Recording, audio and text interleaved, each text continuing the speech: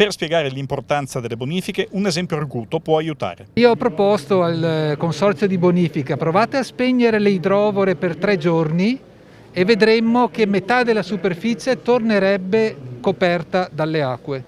Quindi basterebbe questo per renderci conto dell'importanza di un'opera che continua a tenerci con i piedi all'asciutto, che ha recuperato parte di campagna, che ha preservato il paesaggio agrario, almeno in questa parte del Veneto, e che ancora ha un grande futuro davanti a sé, soprattutto rispetto alle sfide dell'innalzamento dei mari che dobbiamo assolutamente evitare. Il Veneto orientale, giusto un secolo fa, fu recuperato dalle acque grazie a un imponente intervento di bonifica e non a caso Sandona di Piave viene ribattezzata capitale delle bonifiche ben prima dell'avvento di Terre Evolute, un festival che giunge alla sua 4ª edizione, con i suoi spettacoli, dibattiti, simposi e altri eventi che avvicinano la gente comune alla sensibilità verso temi fondamentali.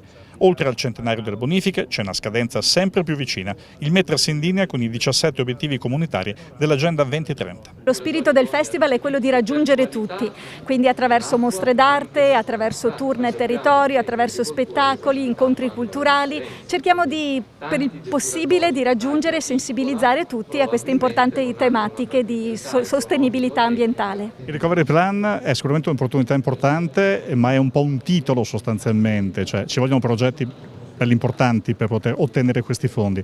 A che punto siamo da questo punto di vista?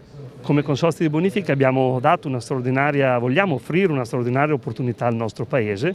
Abbiamo prodotto una progettazione pronta e cantierabile, quindi in grado di rispettare quelle tempistiche europee che il Recovery Plan prevede: 2023 presentazione dei progetti e 2026 collaudo dei progetti, perché crediamo che grazie alle strutture che abbiamo all'interno del nostro Paese come consorzi di bonifica, grazie alle competenze che abbiamo nei consorzi di bonifica, abbiamo voluto investire su una progettazione che riesca ad andare incontro a quelle esigenze che il Recovery Plan ci mette. È un lavoro di rincorsa o si è messi già discretamente bene?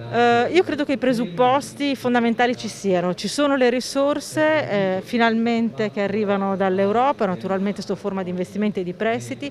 Nelle prossime settimane metteremo in ordine le regole, la semplificazione di regole troppo complesse nel nostro Paese che molto spesso impediscono anche dei processi virtuosi, e poi si metterà a mano a quelle che sono le risorse umane.